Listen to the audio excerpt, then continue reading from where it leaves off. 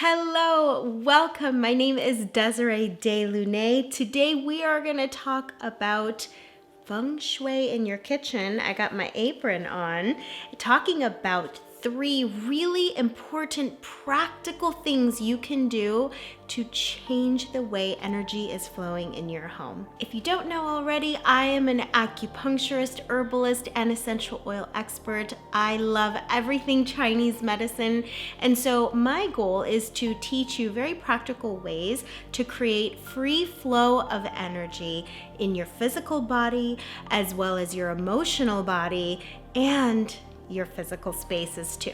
Look, our homes are affecting us every moment of every day. We are bathing in the energy of our home.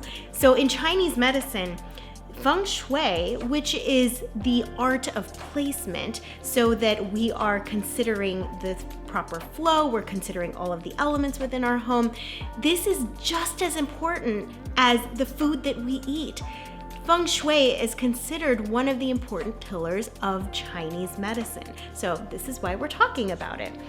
Now, your kitchen is a very important place. You know, for many of us, it's where we spend the most time, right? It's considered the heart of the home. It's the place in which we are nourishing our bodies, feeding our bodies, what we prepare to ingest. It is also a place where we are connecting with family and friends. It's where we have conversations. So not only are we feeding our bodies with nutrition, nourishment, or maybe not enough of, but it's also a place where we are nourishing our hearts and our souls with all the conversations that we have and the sharing of meals, the breaking of bread. So it is an important place that feeds us on so many levels. Because of that, there are some rules, essentially, that will be very important to practice because it's going to affect how your chi is flowing internally. All right, so I talked about 3 things. The first one will be obvious. The second one is going to shock you. And the third one is just going to remind you. So, first things first, we need to make sure that your kitchen is clean and tidy and clutter-free, okay? I know this is a tall order. I get it. I'm a single mama of 3, so the kitchen is the space that gets the messiest all the time, and I'm always dealing with mountains of dishes. But it is very important that you do not get behind in the care and the upkeep of your kitchen. So, a couple things. We don't want a bunch of, splattered foods and random things and just chaos on the counters. We want to upkeep with the dishes, all right? And also, you know what my mom taught me? She taught me that if you keep dishes in the sink, that you're gonna accumulate debt. Think about it. It kind of makes sense, doesn't it? It kind of makes sense. So I love this principle that one of my friends introduced me to, Genevieve. It's KGO, it's clean as you go. So that's kind of a mantra that I say whenever I go in the kitchen and I'm about to whip out a meal and cook something and prepare something. Put it away right after, put it away right after. Clean as you go. All right, so there's that. Here's another thing. It is important to regularly go through your fridge. I do once a week, as well as your pantry if you haven't tackled the pantry in months or years. You want to get rid of moldy food, rotten food, and expired foods, okay? So once a week in your fridge, make sure you go through everything and just chalk out the things you're not gonna use or that obviously are not edible anymore, okay? And then in the pantry, if you haven't done a deep dive cleanse of your pantry, you're probably going to be shocked how much is actually expired. And all that expired food, which is dead energy, guess what? It is taking up space on your counters. It is taking up space on the shelves. It's taking up space in your life. So when we are holding on to rotten, moldy, expired expired foods. You know what? Even though you're not physically consuming these items, what's happening is you are energetically consuming these items. They are entering your field. You're digesting them, whether you like it or not. And so you don't need rotten energy in your life, correct? You don't need expired energy in your life either.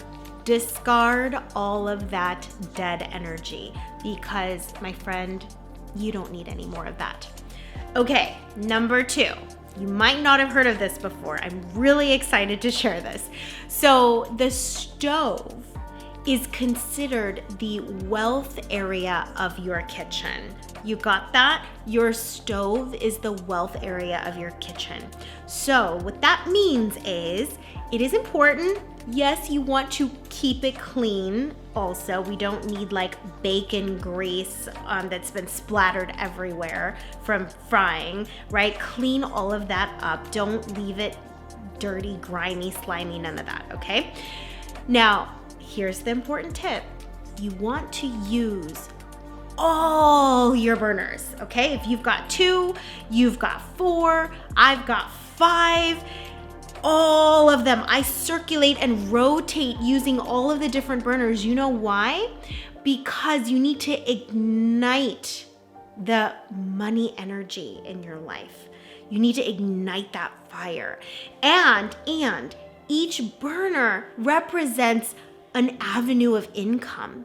Each burner is an opportunity. So if you get stuck using one burner all the time, or just 2 burners all the time, you are cutting yourself off from the other possibilities, from other opportunities.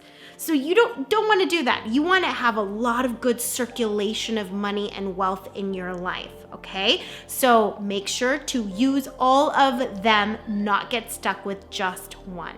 If you don't cook much and you don't use your burners, maybe at all, because you live in a city in which you're going out to eat all the time, well, it's still important to turn on your burners. So if you're just boiling water to have some tea or make a warm drink of some kind, like just turn it on for a little bit. Boil water, and maybe each day you can pick a different one to boil your water with.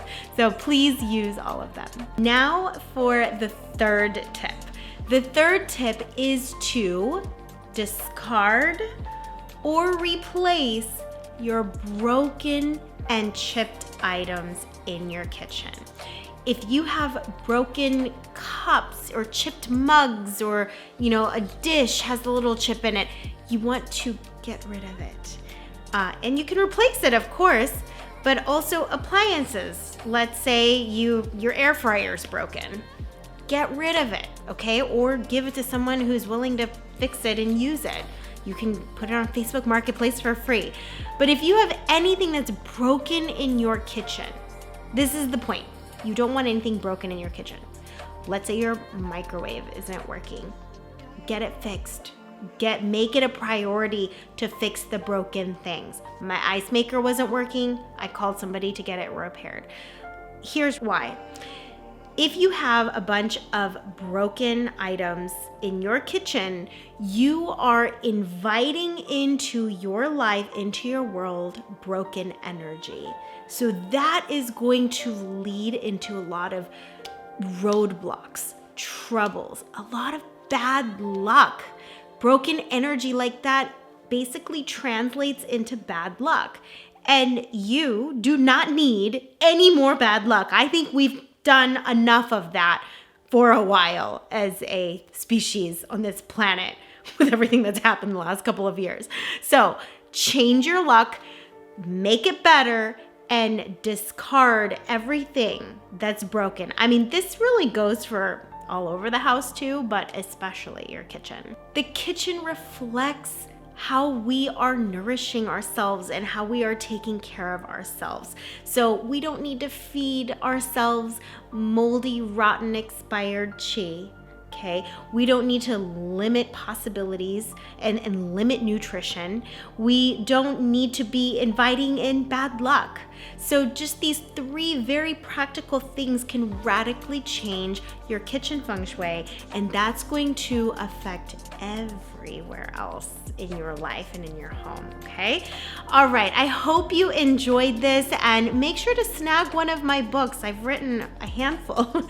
I have written I Am Fabulous, I Am Worthy, I Am Magnetic, and Elements of Emotion. These books are how to use essential oils to have very profound emotional releases and breakthroughs, as that is my specialty.